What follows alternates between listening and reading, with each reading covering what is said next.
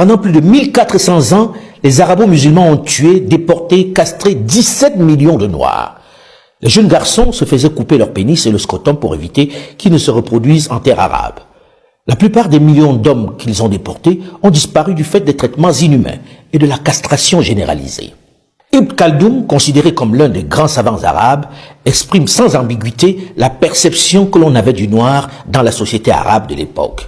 Il disait ceci, je cite, « Les seuls peuples à accepter l'esclavage sont les nègres en raison d'un stade inférieur d'humanité, leur place étant plus proche du stade animal. » Fin de citation.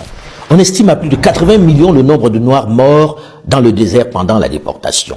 Ce qui est triste à dire, c'est que les ateliers de castration, c'est que la nature de l'opération elle-même est une opération qui, malheureusement, donc, laisse très peu de chance pour l'enfant châtré.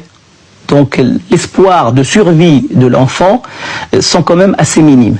Les opérations de castration faisaient périr entre 70 et 80%. Ça vous donne une idée du massacre. Cet esclavage va durer plusieurs siècles et détruire les cultures, les traditions et l'organisation des sociétés pour installer leurs modèles, leurs valeurs, leurs traditions dans ces régions.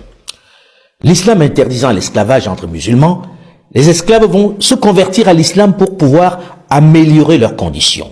Et pourquoi ces histoires n'est pas enseignées à l'école? Deviens président, c'est comme deviens chef de famille. Tu dois prendre ta responsabilité. Mais combien de temps? On dit plus de 400 ans, ce qui a été connu. Ce que les Arabes musulmans ils l'ont fait à l'école. Même de nos jours, en 2025, il y a des franco-arabes et qui pratiquent toujours. Vous ne parlez pas votre langue. Donc, mais à l'école, c'est toujours les mêmes, c'est eux-mêmes qui payent toujours l'argent de scolarité pour aller enseigner à les enfants à devenir l'esclave. Donc, c'est comme d'une fois, c'est inutile de se battre, d'expliquer tant de choses. Sur l'école, rien ne change.